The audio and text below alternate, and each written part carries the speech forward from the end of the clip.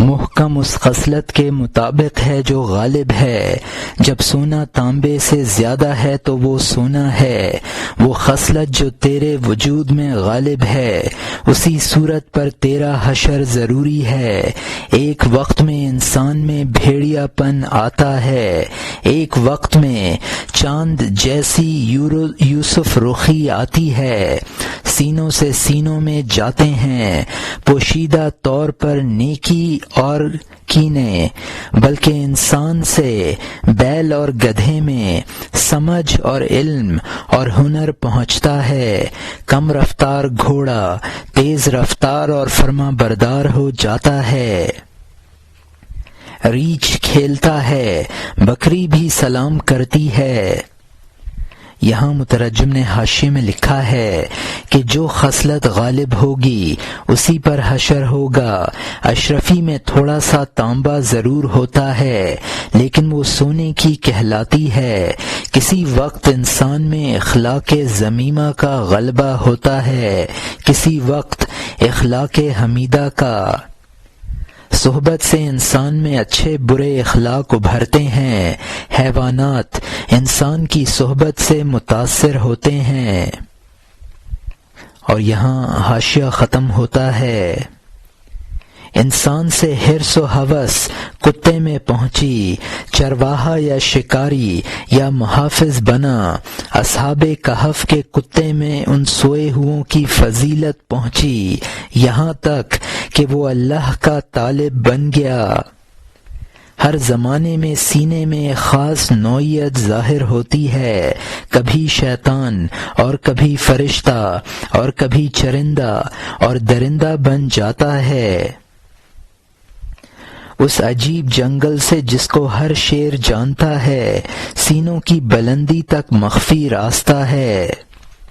یہاں مترجم نے حاشیے میں لکھا ہے کہ انسان کی صحبت سے کتے میں کام کرنے کی حرص و ہوس آ جاتی ہے تو وہ بکریوں کا چرواہا یا شکاری یا نگہبان بن جاتا ہے۔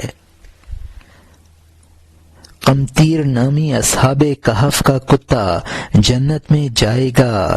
اور یہاں حاشیہ ختم ہوتا ہے۔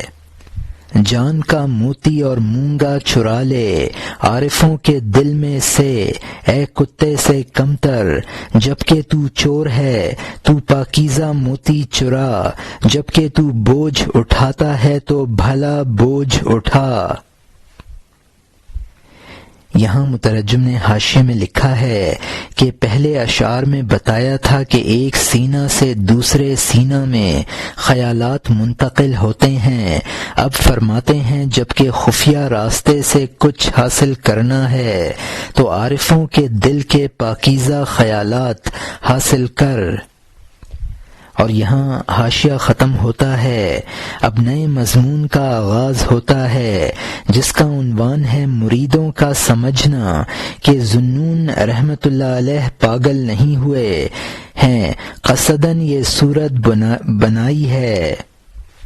فہم کردن مریداں کہ ذوالنون رحمۃ اللہ علیہ دیوانہ نشدہ متعمداً این صورت کردہ۔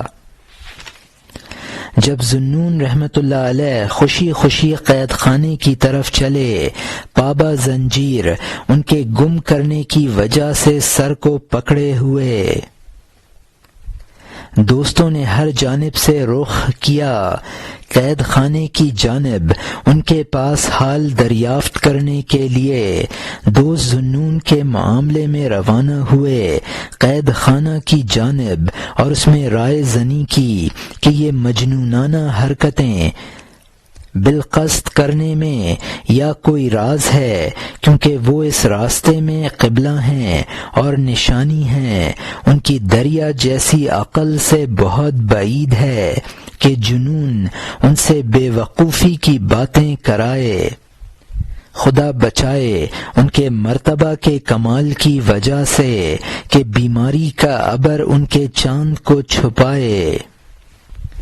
یہاں مترجم نے حاشیے میں لکھا ہے کہ چونکہ انہوں نے حضرت ذوالنون رحمۃ اللہ علیہ کو گم کر دیا تھا، یعنی ذوالنون کی دیوانگی کے بارے میں مختلف رائوں کا اظہار کرنے لگے،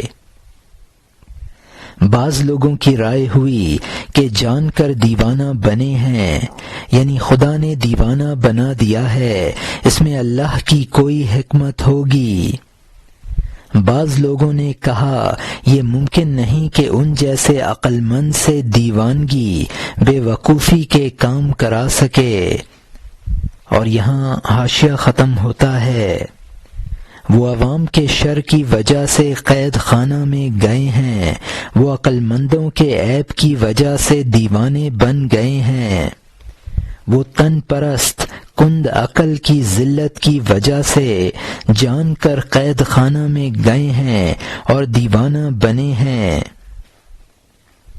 کہ اے جوان سپاہی مجھے باندھ دے اور سانٹا میرے سر اور کمر پر مار اور اس میں کنج اوکاؤ نہ کر تاکہ چمڑے کے ٹکڑے کی چوٹ میں زندگی حاصل کر لوں۔ اے معتبر لوگو، جیسا کہ موسیٰ علیہ السلام کی گائے سے مقتول نے زندگی پائی۔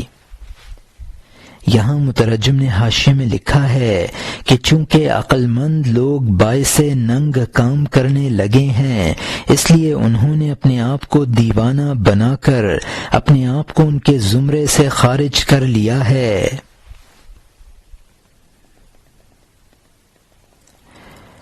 یعنی وہ قصداً قید خانہ میں گئے ہیں اور دیوانوں کی طرح اپنے آپ کو گائے کے چمڑے کے انٹر سے پٹوا رہے ہیں۔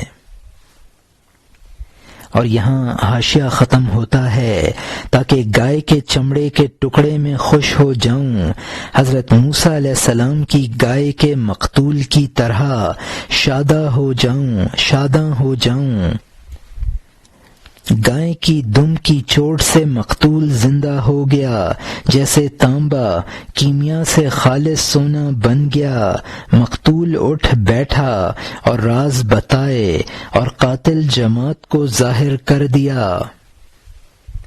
یہاں مترجم نے حاشیے میں لکھا ہے کہ حضرت موسیٰ علیہ السلام کے زمانے میں ایک بھتیجے نے اپنے چچا کو قتل کر ڈالا، قاتل کا پتہ نہ چلتا تھا۔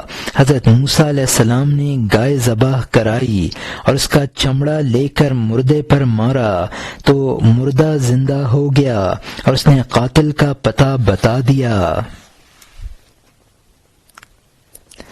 اور یہاں حاشیہ ختم ہوتا ہے۔ واضح طور پر کہا کہ اس جماعت نے قتل کیا ہے، اس فساد کے بیج انہوں نے بوئے ہیں۔ جب یہ بھاری جسم مردہ ہو جاتا ہے، رازداں وجود زندہ ہو جاتا ہے، اس کی جان دوزخ اور جنت کو دیکھتی ہے اور تمام رازوں کو جان لیتی ہے، قاتل شیطانوں کو ظاہر کر دیتی ہے، مکر اور دھوکے کے جال کو واضح کر دیتی ہے۔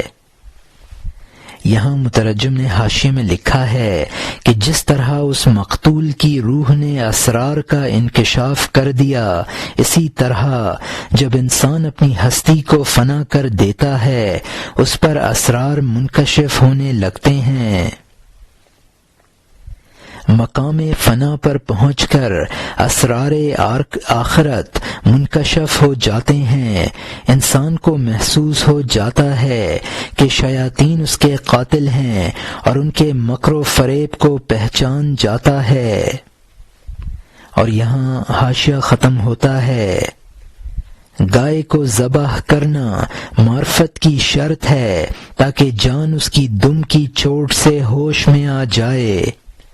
بہت جلد اپنے نفس کی گائے کو ذبح کر دے تاکہ مخفی روح ہوش کے ساتھ زندہ ہو جائے۔ اس بات کی ابتدا اور انتہا نہ تلاش کر ذوالنون کا مریدوں کے ساتھ معاملہ سنا۔ یہاں مترجم نے حاشیے میں لکھا ہے کہ گاؤ کشتن کا مطلب ہے یعنی مادی جسم کو فنا کرنا۔ مریداں سے مراد ذوالنون رحمۃ اللہ علیہ کے وہ مرید جو پاگل خانہ میں گئے تھے اور یہاں حاشیہ ختم ہوتا ہے، اب نئے مضمون کا آغاز ہوتا ہے جس کا عنوان ہے رجوع کردن بحکایت ذوالنون رحمۃ اللہ علیہ، یعنی ذوالنون رحمۃ اللہ علیہ کی حکایت کی طرف رجوع کرنا۔ جب وہ لوگ ان کے پاس پہنچے وہ چیخے، خبردار تم کون ہو، بھاگو۔ انہوں نے ادب سے کہا، ہم دوستوں میں سے ہیں، ہم دل و جان سے آپ کو پوچھنے آئے ہیں، اے عجائب والی عقل کے دریا، آپ کیسے ہیں؟ آپ کی عقل پر جنون کا یہ کیسا الزام ہے؟ بھٹی کا دھواں آفتاب تک کب پہنچتا ہے؟ عنقا کوے سے کب شکست کھاتا ہے؟ ہم سے نہ چھپائیے، یہ بات بتائیے، ہم دوست ہیں، ہم سے یہ نہ کیجیے۔ یہاں مترجم نے حاشیے میں لکھا ہے کہ جس طرح بھٹی کا دھواں آفتاب تک نہیں پہنچ سکتا ہے اور عنقا کوے سے شکست نہیں کھا سکتا ہے، اسی طرح تیری عقل تک نہ جنون کی رسائی ہو سکتی ہے، نہ تیری عقل جنون سے مغلوب ہو سکتی ہے۔ یہاں مترجم کا حاشیہ ختم ہوتا ہے۔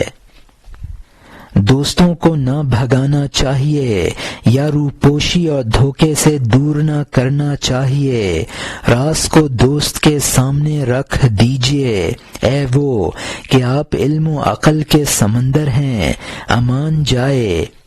اے شاہ راز بتا دیجیے، اے چاند ابر میں منہ نہ چھپائیے، ہم سچے دوست اور دل شکستہ ہیں، دونوں جہان میں ہمارا دل آپ سے وابستہ ہے۔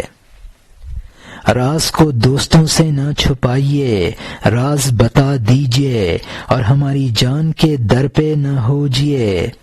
جب ذوالنون رحمۃ اللہ علیہ نے ان کی یہ بات سنی، آزمائش کے راستے کے علاوہ چھٹکارا نہ دیکھا، خواہ مخواہ فحش اور گالی گلوچ شروع کر دی، دیوانوں کی طرح انہوں نے زک زک اور لک لک شروع کر دی، کودے اور پتھر اور لکڑیاں پھینکنے لگے، چوٹ کے ڈر سے سب بھاگ گئے، قہقہا مار کر ہنسے اور سر ہلایا، کہا ان دوستوں کی شیخی دیکھ، دوستوں کو دیکھو، دوستوں کی علامت کہاں ہے، دوستوں کو جان کی فکر کب ہوتی ہے، دوست کے ستانے سے دوست کب کنارہ کشی کرتا ہے، تکلیف اٹھانا مغز ہے اور دوستی اس کا چھلکا، اگر تو دوست ہے تکلیف برداشت کر، اگر تو اچھی عادت والا ہے روگدانی نہ کر، کیا خوشی دوستی کی نشانی نہیں ہے؟ مصیبت و مشقت اور آفتیں برداشت کرنے میں دوست سونے کی طرح، تکلیف آگ کی طرح ہے، خالص سونا آگ کے بیچ میں بھلا ہے۔ یہاں مترجم نے حاشیے میں لکھا ہے کہ جس طرح سونا آتش سے نکھرتا ہے، اسی طرح دوستی میں دوست کے مصائب برداشت کرنے سے خلوص کا اظہار ہوتا ہے۔ اور یہاں حاشیہ ختم ہوتا ہے، اب نئے مضمون کا آغاز ہوتا ہے جس کا عنوان ہے امتحان کردن خواجہ لقمان علیہ السلام زیرکی لقمان علیہ السلام را، یعنی حضرت لقمان علیہ السلام کے آقا کا لقمان علیہ السلام کی ذہانت کی آزمائش کرنا۔ کیا ایسا نہیں ہوا کہ لقمان علیہ السلام جو ایک اچھے غلام تھے، دن رات خدمت گاری میں جت تھے، آقا ان کو ہر کام میں آگے رکھتا تھا، اپنی اولاد سے بھی ان کو زیادہ سمجھتا تھا، اس لیے کہ حضرت لقمان علیہ السلام اگرچہ غلام زادہ تھے لیکن آقا تھے اور خواہش نفسانی سے آزاد تھے۔ یہاں مترجم نے حاشیے میں لکھا ہے کہ اس قصہ کا خلاصہ یہ ہے کہ جس طرح حضرت لقمان علیہ السلام نے دوست کے ہاتھ سے کڑوا خربوزہ بھی رغبت سے کھایا، اسی طرح ایک انسان کو من جانب اللہ مصائب پر بھی راضی برضائے الہی رہنا چاہیے۔ آقا ان کو معزز اور اولاد سے زیادہ پیار سے رکھتا تھا۔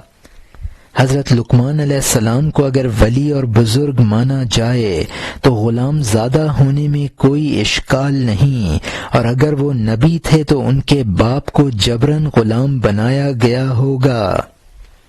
چونکہ وہ ہوا و ہوس سے آزاد تھے لہذا غلام نہ تھے بلکہ آقا تھے۔ اور یہاں حاشیہ ختم ہوتا ہے۔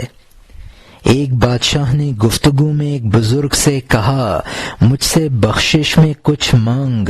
اس بزرگ نے کہا، اے بادشاہ، تجھے شرم نہیں آتی کہ مجھ سے یہ کہتا ہے؟ اس سے بالا تر بن، میرے 2 غلام ہیں اور وہ بھی حقیر ہیں، اور وہ دونوں تیرے حاکم اور سردار ہیں۔ بادشاہ نے کہا، وہ دونوں کیا ہیں؟ یہ تو ذلت ہے۔ اس بزرگ نے کہا، ایک غصہ اور دوسرا شہوت ہے۔ بادشاہ اس کو سمجھ جو بادشاہی سے بے نیاز ہے، چاند اور سورج پر اس کا نور غالب ہے۔ وہ ایسا خزانہ رکھتا ہے کہ ظاہری خزانہ اس کی ذلت ہے۔ وہ ایسا وجود رکھتا ہے جو وجود کا دشمن ہے۔ حضرت لقمان علیہ السلام کا آقا ظاہری خواجگی کے ہوتے ہوئے حقیقتاً غلام ہے۔ لقمان علیہ السلام اس کے آقا ہیں۔ یہاں مترجم نے حاشیے میں لکھا ہے کہ اس قصہ کا خلاصہ یہ ہے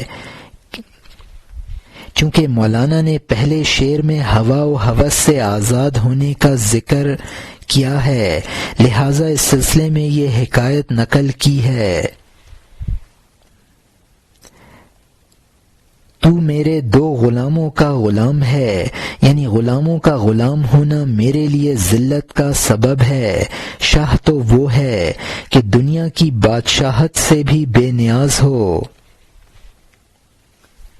مخزن کا مطلب ہے زر و جواہر کا خزانہ۔ اس کا روحانی وجود ہے جو جسمانی وجود کا دشمن ہے۔ دراصل لقمان علیہ السلام خواجہ تھے اور ان کا خواجہ دراصل غلام تھا۔ اور یہاں حاشیہ ختم ہوتا ہے۔ الٹی دنیا میں ایسا بہت ہے، ان کی نظر میں جو ہر تنکے سے کم ہے۔ بیابان کا نام کامیابی کی جگہ ہوا، عزت و ذلت ان کی عقل کا جال بنا۔ ایک گروہ کے لیے لباس پہچان کا ذریعہ ہے، قبا پہننے والے کو عوام میں سے کہتے ہیں۔ ایک گروہ کے ظاہری مکر اور فریب نے زاہد اور زہد میں ڈوبے ہوئے نام رکھ لیے۔ یہاں مترجم نے حاشیے میں لکھا ہے کہ قیمتی چیز کو کم قیمت اور کم قیمت چیز کو قیمتی سمجھتے ہیں۔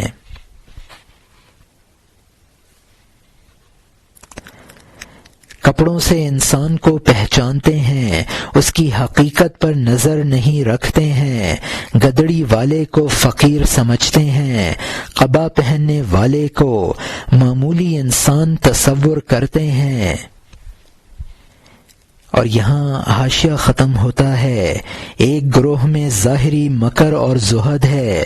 نور چاہیے جو زہد کی مخبری کرے، نور درکار ہے جو تقلید اور کجی سے خالی ہو، تاکہ انسان کو بغیر قول اور فعل کے پہچانے، اس کے دل میں عقل کے راستے سے گھس جائے، اس کا نقد دیکھ لے، سنی سنائی کا پابند نہ ہو۔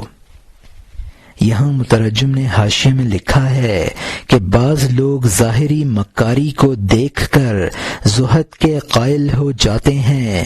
کسی کو پہچاننے کے لیے نور قلبی درکار ہے جس کے ذریعے بغیر بات کیے اور کام دیکھے انسان کو پہچانا جا سکے۔ اور یہاں حاشیہ ختم ہوتا ہے۔ علام الغیوب کے خاص بندے روحانی دنیا میں دلوں کے جاسوس ہیں۔ جب دل میں کوئی خیال آتا ہے پوشیدہ بھید ان کے سامنے کھل جاتا ہے۔ چڑیا کے جسم میں کیا ساز و سامان ہوتا ہے کہ وہ باز کی عقل پر چھپ سکے۔ جو اللہ تعالی کے بھیدوں سے واقف ہو گیا، مخلوق کے بھید اس کے سامنے کیا ہیں۔ جس کی گزر آسمانوں پر ہو اس کو زمین پر چلنا کیا دشوار ہوگا۔ حضرت داؤد علیہ السلام کے ہاتھ میں جب لوہا موم ہو گیا، اے ظالم ان کے ہاتھ میں موم کیا ہوگا۔ یہاں مترجم نے حاشیے میں لکھا ہے کہ پیر پر مرید کے دل کے احوال منکشف ہو جاتے ہیں۔ علام الغیوب کا مطلب ہے کہ غیبوں کا جاننے والا، یہ اللہ تعالی کی صفت ہے۔ جس طرح خیالات انسان کے دل میں گھستے ہیں اسی طرح خاص بندہ بھی دل میں گھس کر پوشیدہ احوال جان لیتا ہے۔ انبیاء اور اولیاء کو آسمانوں کی سیریں کرا دی جاتی ہیں۔ حضرت داؤد علیہ السلام کا معجزہ تھا کہ ہاتھ میں لوہا موم کی طرح نرم ہو جاتا تھا۔ اور یہاں حاشیہ ختم ہوتا ہے۔ لقمان بظاہر غلام حقیقتاً آقا تھے، غلامی ان کے ظاہر کا عنوان تھی۔ آقا جب کسی اجنبی جگہ جاتا ہے اپنے غلام کو شاہی لباس پہنا دیتا ہے، وہ اس غلام کے کپڑے خود پہن لیتا ہے، اپنے غلام کو پیشرو بنا لیتا ہے۔ یہاں مترجم نے حاشیے میں لکھا ہے کہ حضرت لقمان علیہ السلام نے جان بوجھ کر ظاہری طور پر غلامی اختیار کر رکھی تھی، ورنہ وہ آقا تھے۔ غلامی کی شکل اختیار کر لینے کی وجہ بیان کی ہے۔ اجنبی جگہ مصلحتوں کی بنا پر اکثر اپنے آپ کو غلام اور غلام کو شاہ ظاہر کر دیا کرتے ہیں۔ اور یہاں حاشیہ ختم ہوتا ہے۔ راستے میں غلاموں کی طرح اس کے پیچھے چلتا ہے تاکہ اس کو کوئی نہ پہچان سکے۔ کہہ دیتا ہے اے غلام تو جا اور صدر جگہ پر بیٹھ، میں معمولی غلام کی طرح جوتیاں لے لوں گا، تو سختی کر، مجھے برا بھلا کہہ، تو میری کوئی عزت نہ کر، خدمت نہ کرنا میں نے تیرے ذمے لگایا ہے، جب تک کہ مسافرت میں میں نے تدبیر کا بیج بویا ہے۔ یہاں مترجم نے حاشیے میں لکھا ہے کہ اپنے آپ کو بادشاہ ظاہر کرنے میں خطرات ہوتے ہیں۔ تیری خدمت گزاری یہی ہے کہ تو خدمت نہ کرے۔ اور یہاں حاشیہ ختم ہوتا ہے۔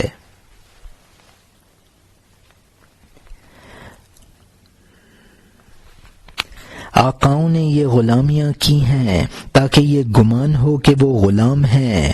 وہ آقائیت سے سیر چشم اور پیٹ بھرے تھے، انہوں نے استعداد کے لیے بہت سے کام کیے ہیں، اور یہ خواہش کہ غلام اس کے برعکس اپنے آپ کو عقل و جان کا آقا ظاہر کرتے ہیں۔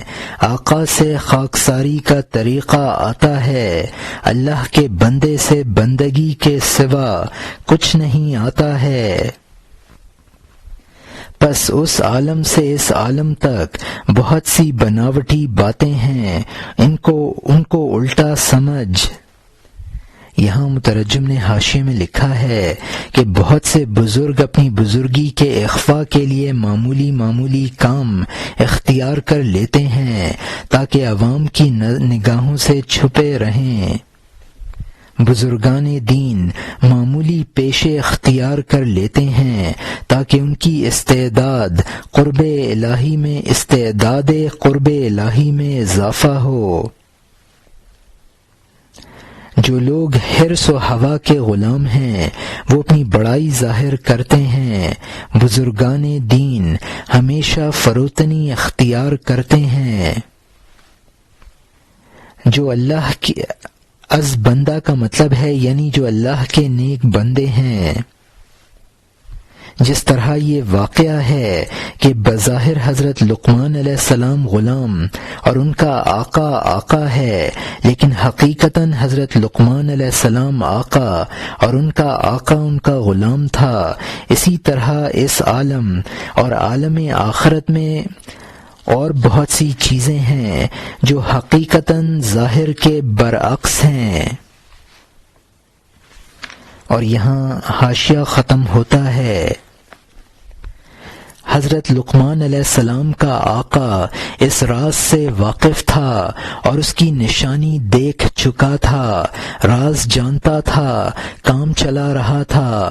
اس رہنما کی مصلحت کی وجہ سے ان کو وہ پہلے ہی آزاد کر دیتا، لیکن اس نے حضرت لقمان علیہ السلام کی خوشنودی چاہی، کیونکہ حضرت لقمان علیہ السلام کا مقصد یہی تھا تاکہ اس نوجوان شیر کا کوئی بھید نہ سمجھ سکے۔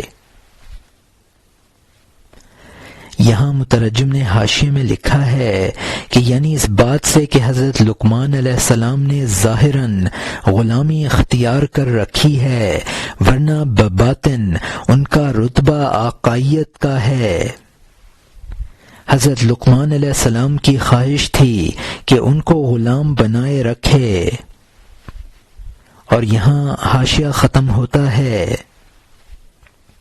یہ کیا عجیب بات ہے کہ تو راز کسی برے سے چھپا لے، عجیب تو یہ ہے کہ تو راز کو اپنے آپ سے چھپائے، اپنی نظروں سے چھپا کر کام کر تاکہ تیرا کام نظر بد سے بچا رہے، اپنے آپ کو سپرد کر دے، مزدوری کما لے، پھر بے خودی میں اپنے میں سے کچھ چرا لے۔ یہاں مترجم نے حاشیے میں لکھا ہے کہ کمالات کو دوسروں کی نگاہوں سے مخفی رکھنا بھی کمال ہے، لیکن اپنی نگاہوں میں اپنے انہیں کمال نہ ہوں تب زیادہ کمال ہے۔ خود اپنی نظر بد سے اپنے اعمال کو بچا، اپنے آپ کو غلام سمجھتے ہوئے مزدوری کیے جاؤ، تب اپنے رذائل کو اپنے آپ سے چرا کر غائب کر سکو گے۔ اور یہاں حاشیہ ختم ہوتا ہے۔ زخمی انسان کو افیون دے دیتے ہیں تاکہ اس کے جسم میں سے تیر کھینچ لیں، مرتے وقت اس کو تکلیف سے ٹکڑے ٹکڑے کرتے ہیں، وہ اس میں لگا جان نکال لے جاتے ہیں۔ جب کسی فکر میں تو دل کو لگا دے گا تو وہ تیری چیز چپکے سے چرا لیں گے۔ تو اس میں لگ جو اچھی چیز ہو تاکہ چور تیری وہ چیز لے جائے جو گھٹیا ہے۔ جو تو سوچتا ہے اور حاصل کرتا ہے، چور اس جانب سے آتا ہے جدھر سے تو مطمئن ہے۔ یہاں مترجم نے حاشیے میں لکھا ہے کہ افیون کھلا کر خودی شادی جاتی ہے، خودی مٹا دی جاتی ہے، تب اصلاح کی جاتی ہے، تو خودی کو مٹانے سے اصلاح ہوگی۔ موت کے وقت جسمانی تکالیف میں مبتلا ہوتا ہے تو اس کی طرف توجہ ہو جاتی ہے اور روح سے غفلت ہو جاتی ہے تو روح چوری سے چلی جاتی ہے۔ انسان کی جس چیز کی طرف توجہ رہتی ہے وہ بچ جاتی ہے، جس سے غفلت برتتا ہے وہ چوری ہو جاتی ہے۔ قیمتی چیز کی طرف توجہ کرو، پھر ضائع ہوگی تو معمولی چیز ضائع ہوگی۔ تو مطمئن ہو کر بے توجہی کرنا ہے تو چور اس کو چراتا ہے، جس چیز کی انسان فکر کرتا ہے اس کی جانب چور نہیں آتا۔ اور یہاں مترجم کا حاشیہ ختم ہوتا ہے۔ تاجر کا مال جب پانی میں گرتا ہے تو وہ عمدہ سامان پر ہاتھ مارتا ہے، اس کے مال کی کشتی اگر سمندر میں پھنسے جو گھٹیا ہے اس کو دریا میں پھینک دیتا ہے، چونکہ کوئی نہ کوئی چیز تو پانی میں ڈوبے گی، گھٹیا کو چھوڑ دے اور بڑھیا کو بچا لے، بندگی کے ذریعے ایمان کے نقد کی حفاظت کر تاکہ تو اللہ تعالی کے روبرو شرمندہ نہ ہو۔ جب تو اپنے نقد کی دیکھ بھال رکھے گا، کمینہ شیطان حرص اور غفلت کو لے بھاگے گا۔ یہاں مترجم نے حاشیے میں لکھا ہے کہ پہلے سمجھایا تھا کہ اچھی چیز کی طرف نگاہ رکھو تاکہ معمولی چیز ضائع ہو، اب اس کو مثال دے کر سمجھاتے ہیں کہ اگر کشتی بوجھل ہونے کی وجہ سے ڈوبنے لگتی ہے تو معمولی چیزیں پھینک دی جاتی ہیں۔ یہ قیمتی چیز ہے، اللہ تعالی کے دربار میں پیش کرنی ہے، اس کی حفاظت کر، اپنے رذائل کی حفاظت نہ کر تاکہ وہ چوری ہو جائیں۔ اور یہاں حاشیہ ختم ہوتا ہے، اب نئے مضمون کا آغاز ہوتا ہے جس کا عنوان ہے ظاہر شدن فضل و وزیر کی لقمان علیہ السلام پیش امتحان کنندگان، یعنی امتحان کرنے والوں کے سامنے حضرت لقمان علیہ السلام کی بزرگی اور ذہانت کا ظاہر ہونا۔ حضرت لقمان علیہ السلام کے آقا نے جب لقمان علیہ السلام کو پہچان لیا، ان کا غلام ہو گیا اور ان پر فریفتہ ہو گیا۔ وہ جو کھانا اس کے پاس لاتے تو فوراً کسی کو حضرت لقمان علیہ السلام کی جانب روانہ کرتا تاکہ حضرت لقمان علیہ السلام اس میں ہاتھ ڈال دیں، اس ارادے سے کہ آقا ان کا جھوٹا کھائے، ان کا جھوٹا کھاتا اور مستی پیدا کرتا، جو کھانا وہ نہ کھاتے اس کو ضائع کر دیتا، اگر کھاتا بھی تو بے دلی اور بے رغبتی سے، لامحدود تعلق یہ ہوتا ہے۔ تحفے میں خربوزہ لائے تھے لیکن اس وقت حضرت لقمان علیہ السلام موجود نہ تھے۔ آقا نے غلام سے کہا کہ فلانے جلد جا عزیز لقمان علیہ السلام کو بلا لا۔ جب حضرت لقمان علیہ السلام آئے اور اس کے سامنے بیٹھ گئے، اس کے بعد آقا نے چھری ہاتھ میں لی، جب تراشا ان کو ایک قاش دی، انہوں نے اس کو شکر و شہد کی طرح کھا لیا۔ چونکہ انہوں نے خوشی سے کھایا، ان کو دوسری دی، یہاں تک کہ وہ قاشیں 17 تک پہنچیں۔ ایک قاش بچی تو بولا اس کو میں کھاؤں گا تاکہ دیکھوں کیسا میٹھا خربوزہ ہے۔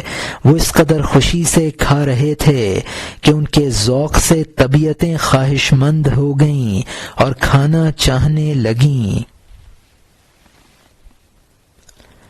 جب اس نے کھایا اس کی کڑواہٹ سے آگ لگ گئی، زبان پر آبلہ پڑ گیا، حلق بھی جل گیا، تھوڑی دیر اس کی کڑواہٹ سے بے چین رہا، اس کے بعد ان سے کہا اے جان عالم، آپ نے اس قدر زہر کیسے پی لیا؟ اس قہر کو لطف کیوں سمجھا؟ یہ کیسا صبر ہے اور یہ کس طرح کا صبر کرنا ہے؟ گویا آپ کی جان آپ کے نزدیک آپ کی دشمن ہے۔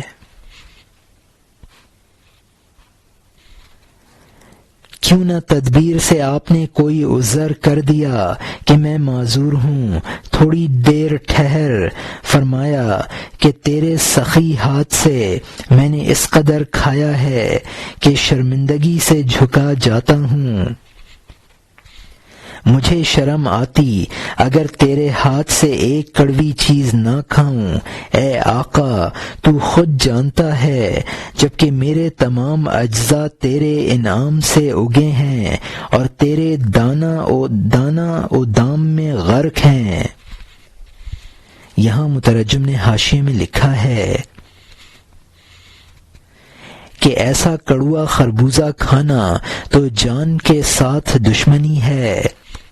صاف انکار مناسب نہ تھا تو کوئی عذر تراش لیتے۔ حضرت لقمان علیہ السلام نے فرمایا، جب اس ہاتھ سے سینکڑوں شیریں چیزیں کھا چکا ہوں، ایک تلخ چیز کا انکار بے شرمی ہے۔ میرے بدن کے سارے اجزاء تیرے نمک سے پر ہیں۔ اور یہاں حاشیہ ختم ہوتا ہے،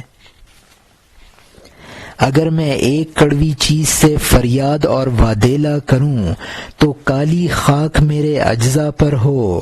تیرا شکر بخش ہاتھ جو لذت رکھتا تھا، اس نے اس خربوزے میں کڑواہٹ کہاں چھوڑی۔ از محبت تلخہا شیریں شود، از محبت مسہا زریں شود، از محبت دردہا صافی شود، وز محبت دردہا شافی شود، از محبت خارہا گلمی شود، وز محبت سرکہا ملمی شود، از محبت دار تختے می شود، وز محبت بار بختے می شود، از محبت سجن گلشن می شود، بے محبت روزہ گلخن می شود، بے محبت روزہ گلخن می شود، از محبت نار نور می شود، وز محبت دیو حور می شود، از محبت سنگ روغن می شود، بے محبت موم آہن می شود، از محبت حزن شادی می شود، وز محبت غول ہادی می شود، از محبت نیش نوش می شود، وز محبت شیر نوش می شود، از محبت سقم صحت می شود، وز محبت قہر رحمت می شود، از محبت خار سوسن می شود، وز محبت خانہ روشن می شود۔ یعنی محبت کی وجہ سے کڑوی چیزیں میٹھی ہو جاتی ہیں، محبت سے تانبے سونے بن جاتے ہیں، محبت سے تلچھٹیں صاف ہو جاتی ہیں، محبت سے درد شفا بخشنے والے بن جاتے ہیں، محبت سے کانٹے پھول بن جاتے ہیں، محبت سے سرکے شراب بن جاتے ہیں۔ یہاں مترجم نے حاشیے میں لکھا ہے کہ کسی بڑے محسن کی معمولی سی زیادتی پر وادیلا کرنا بڑی ذلیل حرکت ہے۔ محسن کے ہاتھ کی کڑوی چیزیں کڑوی نہیں رہتی ہیں۔ یہاں سے مولانا نے فرمایا ہے کہ محبت چیزوں کی حقیقت بدل دیتی ہے۔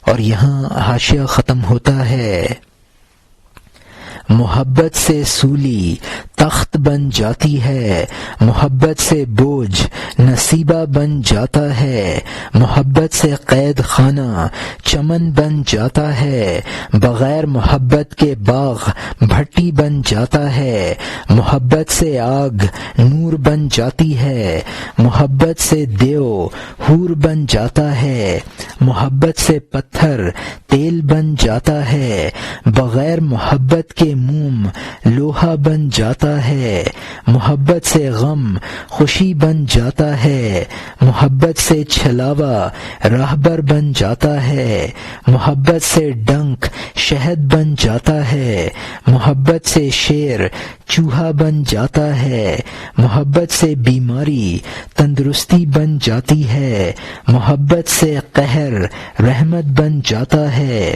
محبت سے کانٹا سوسن بن جاتا ہے، محبت سے گھر روشن ہو جاتا ہے۔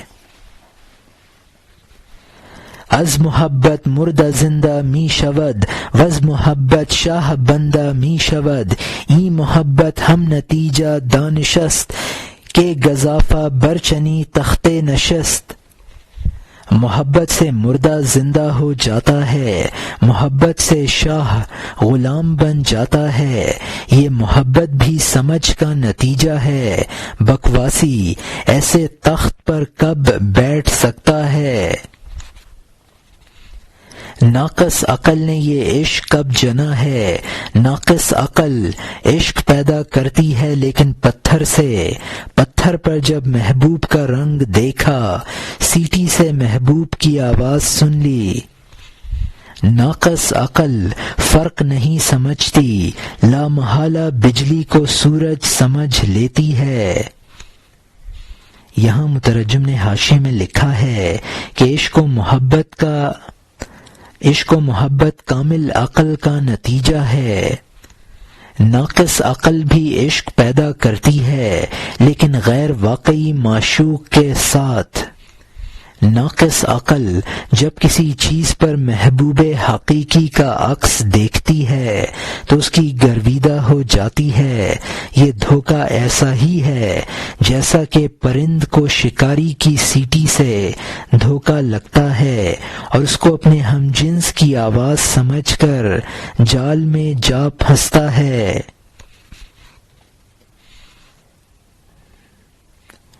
اور یہاں حاشیہ ختم ہوتا ہے۔ ناقص کو رسول صلی اللہ علیہ وسلم نے ملعون کہا ہے۔ از روئے تعویل عقلوں کی کمی مراد تھی، اس لیے کہ ناقص جسم قابل رحم ہوتا ہے، قابل رحم لعنت و زحمت کے لائق نہیں ہے۔ بری بیماری عقل کی کمی ہے جو لعنت کا سبب اور دور رہنے کے قابل ہے، کیونکہ عقلوں کی تکمیل بعید نہیں ہے لیکن بدن کو تکمیل ممکن نہیں ہے۔ فرعون اور ہر سرکش کافر کا کفر سب عقل کی کمی سے رونما ہوا ہے۔ بدن کی کمی کے لیے گنجائش آئی ہے، قرآن میں ہے، اندھے پر گناہ نہیں ہے، برق چھپ جانے والی ہوتی ہے اور بہت بے وفا ہوتی ہے۔ بے نور غائب ہو جانے والے کو باقی رہنے والے سے ممتاز نہیں کرتا ہے۔ بجلی ہنستی ہے، بتا کس پر ہنستی ہے؟ اس شخص پر جو اس کی چمک سے دل لگائے۔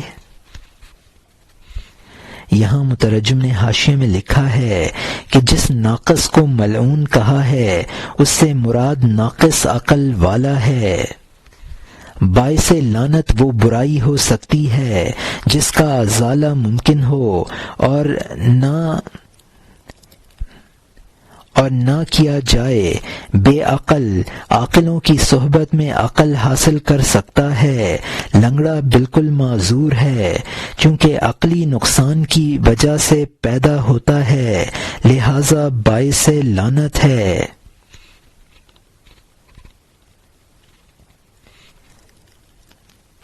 بجلی کی کوند کو قہقہہ سے تعبیر کیا جاتا ہے۔ اور یہاں حاشیہ ختم ہوتا ہے۔ بجلی کے نوروں کے پیر کٹے ہوئے ہیں، وہ لا شرقی اور لا غربی کی طرح کب ہیں۔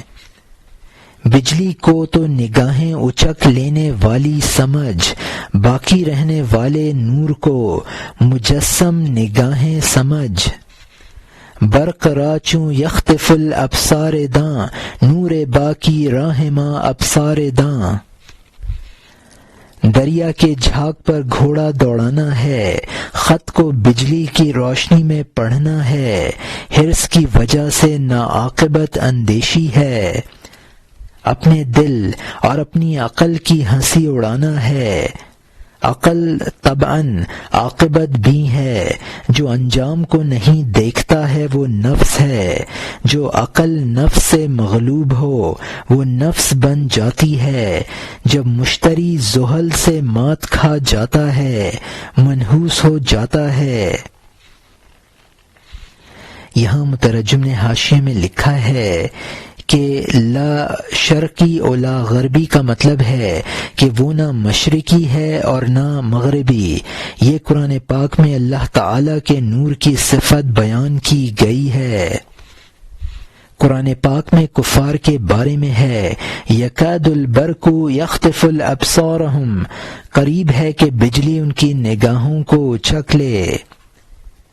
ناپائیدار عشق ایسا ہے جیسا کہ دریا کے جھاگوں پر گھوڑا دوڑانے کی کوشش، یا آسمانی بجلی کی کوند میں خط پڑنے کی کوشش۔ عقل انسانی انجام پر نظر رکھتی ہے، نفس کوتاہ بین ہے۔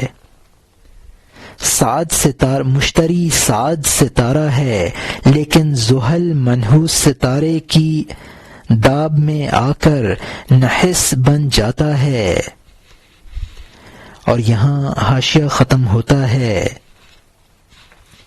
اس نحوست میں بھی اپنی نگاہوں کو گھما، اس ذات کو دیکھ جس نے تجھے منحوس بنایا۔ جو نگاہ اس اتار چڑھاؤ کو دیکھے اس نے نحوست سے سعادت کی طرف راستہ بنا لیا ہے۔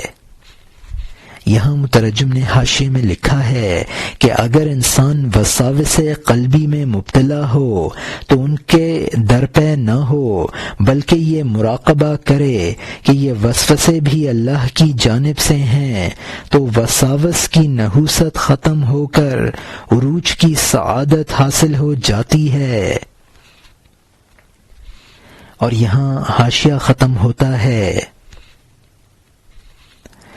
خدا اس لیے تجھے ایک حال سے دوسرے حال کی طرف لے جاتا ہے، تبدیلی میں ایک مخالف سے دوسرا مخالف پیدا کرتے ہوئے، تاکہ تیرا خوف بائیں جانب والے اعمال نامہ سے پیدا کر دے، اس دائیں جانب والے اعمال نامے کی لذت جس کی لوگ تمنا کرتے ہیں۔ جب تک کہ تو تنگی کے خوفوں کو نہ دیکھ لے گا تو تجھے سہولت سے لطف کب حاصل ہوں گے؟ جب تک تو بائیں جانب والوں کی نحوست کا خوف نہ دیکھ لے گا، دائیں جانب والوں کے لطف کی قدر کب سمجھے گا؟ تاکہ تو دو پروں والا ہو جائے، کیونکہ ایک بازو کا پرندہ اڑنے سے بالکل عاجز رہتا ہے۔ یہاں مترجم نے حاشیے میں لکھا ہے کہ انسان کے احوال کی تبدیلی میں مصلحت یہ ہے کہ عاقبت کی قدر اسی کو ہوتی ہے جو مصیبت میں پھنس چکا ہو۔ ذات و شمال کا مطلب ہے کہ بائیں جانب والے، یہ دوزخیوں کی صفت ہے، اور ذات الیمین یعنی دائیں جانب والے یہ جنتیوں کی صفت ہے۔ بائیں جانب یعنی بائیں جانب والے جو جہنمی ہوں گے۔ اور یہاں مترجم کا حاشیہ ختم ہوتا ہے۔ خبردار، دائیں جانب اور بائیں جانب والوں سے گزر جا، بالکلیہ سابقین کے گھر میں، یا تو چھوڑ دے تاکہ میں گفتگو نہ کروں، یا اجازت دے تاکہ پوری بات کہہ دوں۔ اگر تو نہ یہ چاہے نہ وہ چاہے تجھے اختیار ہے، کون سمجھے کہ تیرا مقصد کیا ہے؟ حضرت ابراہیم علیہ السلام کی جان چاہیے تاکہ نور کے ذریعے آگ میں جنت اور محلات دیکھ لے، درجہ بدرجہ چاند اور سورج سے اونچا جائے، تاکہ کنڈے کی طرح دروازہ کا پابند نہ رہے۔ حضرت ابراہیم علیہ السلام خلیل اللہ کی طرح 7ویں آسمان سے گزر جاتا ہے، کیونکہ وہ لا احب الآفلین کہتے ہیں۔ یہ جسم کی دنیا غلطی میں مبتلا کرنے والی ہے، علاوہ اس کے جو خواہش نفسانی سے باز رہا۔ یہاں مترجم نے حاشیے میں لکھا ہے کہ قرآن پاک میں اصحاب میمنہ اور تیسرہ کا ذکر آیا ہے، والسابقون الاولون اولئک المقربون، یعنی جو دائیں جانب اور بائیں جانب والوں سے آگے ہوں گے وہ مقرب ہوں گے۔ مولانا سننے والے کو مخاطب کرتے ہیں کہ یا تو اسرار کا یہ بیان ختم ہونا چاہیے یا توجہ کی جائے تاکہ بیان پورا ہو سکے۔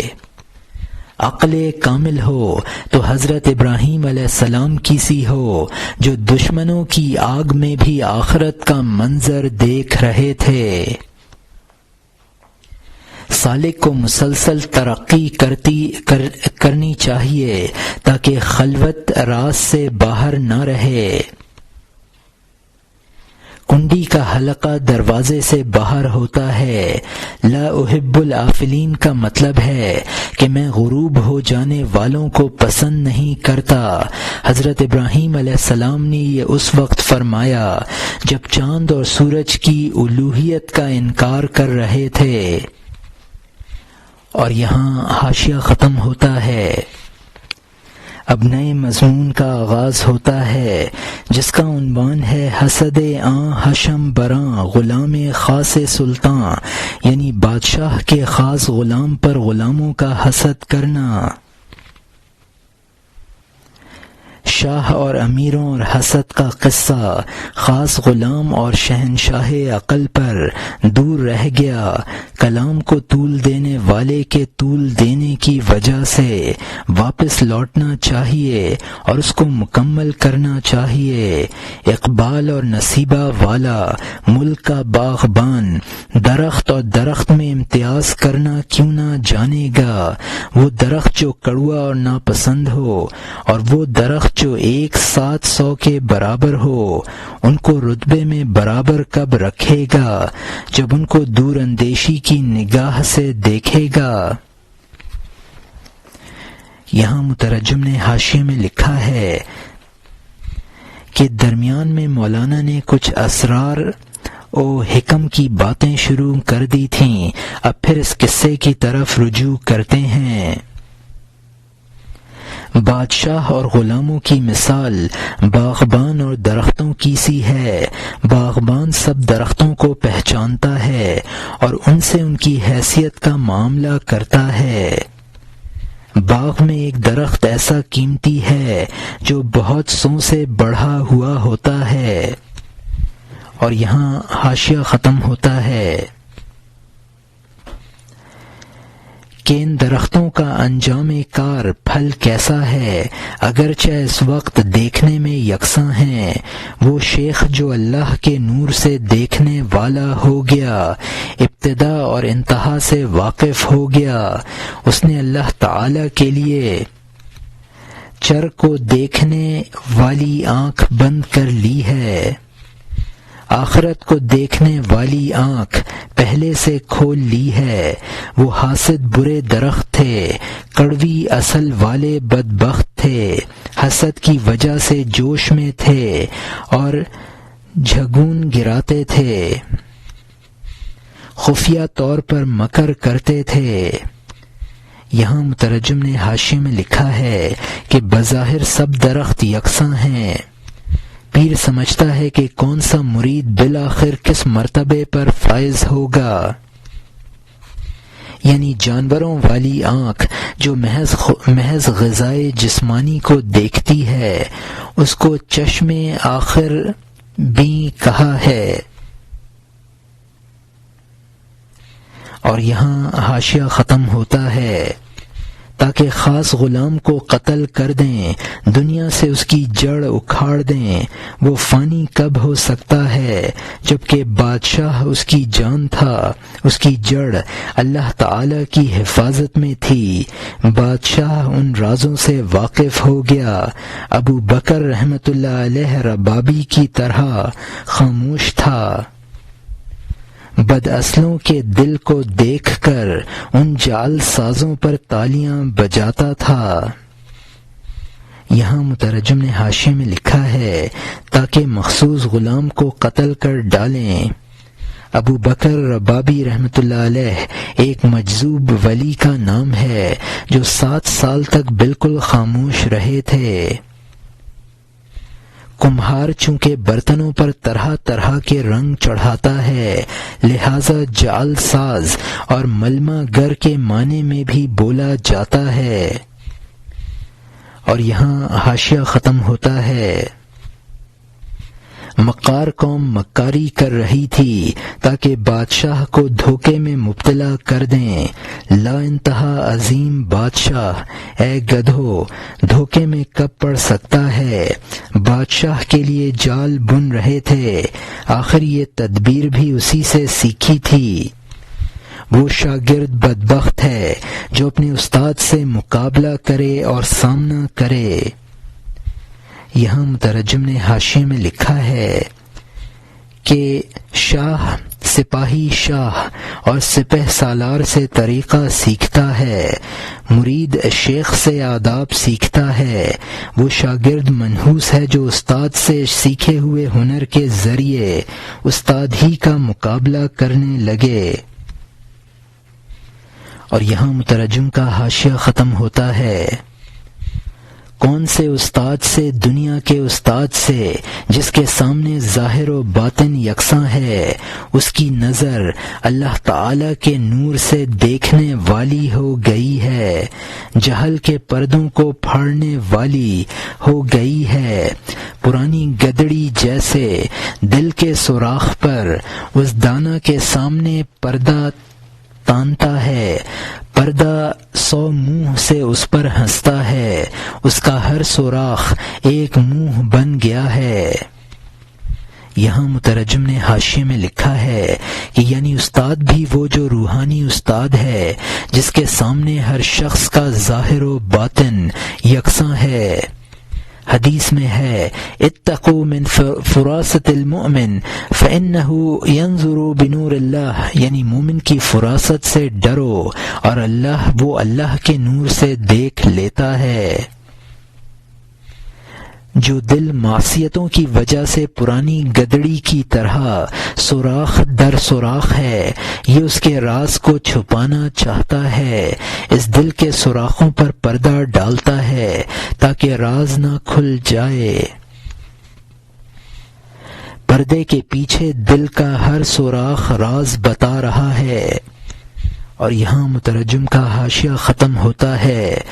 وہ استاد شاگرد سے کہتا ہے، اے کتے سے کم تر، تو میرا وفادار نہیں ہے، مجھے لوہے کو توڑنے والا استاد نہ سمجھ، اپنی طرح شاگرد اور تاریک دل والا سمجھ۔ کیا تیری جان اور روح میں میری امداد نہیں ہے؟ میرے بغیر تیری کامیابی نہ تھی۔ تیرے تخت کا کارخانہ میرا دل ہے، اے نالائق، اس کارخانے کو کیوں توڑتا ہے؟ یہاں مترجم نے حاشیے میں لکھا ہے کہ استاد شاگرد سے کہتا ہے، تو کتے سے بھی وفاداری میں کم ہے، اگر تو مجھے بہت بڑا استاد نہ سمجھے تو بھی کم از کم میں نے تیری تربیت تو کی ہے، پھر یہ احسان فراموشی کیوں ہے؟ تجھے جو تخت عزت نصیب ہوا ہے وہ میرے دل کی کاریگری ہے۔ اور یہاں مترجم کا حاشیہ ختم ہوتا ہے۔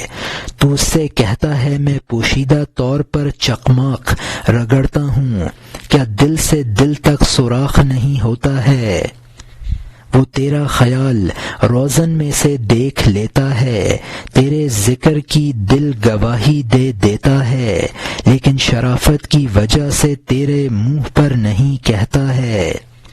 تو جو کچھ کہتا ہے وہ مسکرا دیتا ہے اور ہاں کہہ دیتا ہے، وہ تیری مالش کے ذوق سے نہیں ہنستا ہے، وہ تیرے خیال پر ہنستا ہے۔ یہاں مترجم نے حاشیے میں لکھا ہے کہ شاگرد استاد کو دھوکہ دینے کے لیے کہتا ہے کہ میرے دل میں تیری محبت ہے۔ پیر مرید کے دل کی حالت معلوم کر لیتا ہے، مرید کا دل بتا دے گا کہ وہ جھوٹا ہے۔ شیخ مرید کے ہر مکر کو سمجھتا ہے، لیکن بسا اوقات اپنی شرافت کی وجہ سے اس کا اظہار نہیں کرتا اور اس کی ہاں میں ہاں ملا دیتا ہے۔ شیخ کی مسکراہٹ تصدیق کے لیے نہیں ہوتی ہے، تحمیق کے لیے ہوتی ہے۔ اور یہاں حاشیہ ختم ہوتا ہے۔ دھوکے بازی کا بدلہ دھوکے بازی ہے، پیالی مار پیالہ کھا یہ سزا ہے، اگر تیرے ساتھ اس کی رضامندی کی ہنسی ہوتی، تجھ میں لاکھوں پھول کھل جاتے۔ جب اس کا دل خوشی میں کوئی کام کرے، سمجھ لے کہ سورج برج حمل میں آ گیا، اس سے کھل جاتا ہے دن بھی اور موسم بہار بھی، شگوفے اور سبزہ آپس میں مل جاتے ہیں، لاکھوں بلبلیں اور قمریاں چہچہانے لگتی ہیں اس اجاڑ دنیا میں۔ جبکہ تو خزاں اور بہار کو نہیں سمجھتا ہے، تو پھلوں کے ہنسنے کے اشارے کیا سمجھے گا؟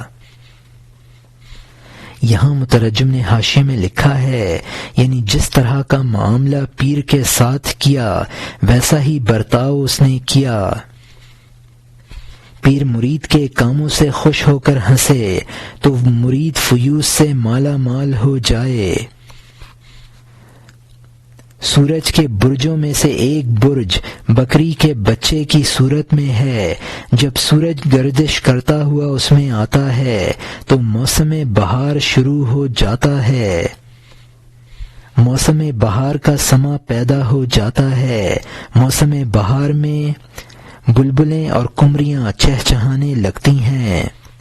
جب مرید حصے باطن سے بے بہرا ہو تو نہ وہ فیوز کی آمد کو سمجھے گا نہ ان سے محرومی کو۔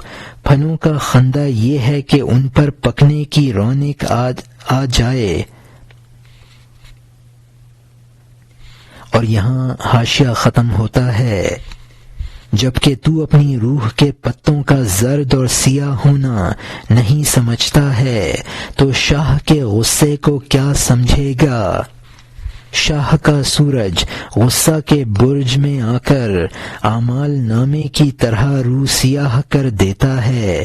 ہماری جان اس عطاروں کے لیے کاغذ ہے، وہ سفید اور سیاہ ہمارا معیار ہے۔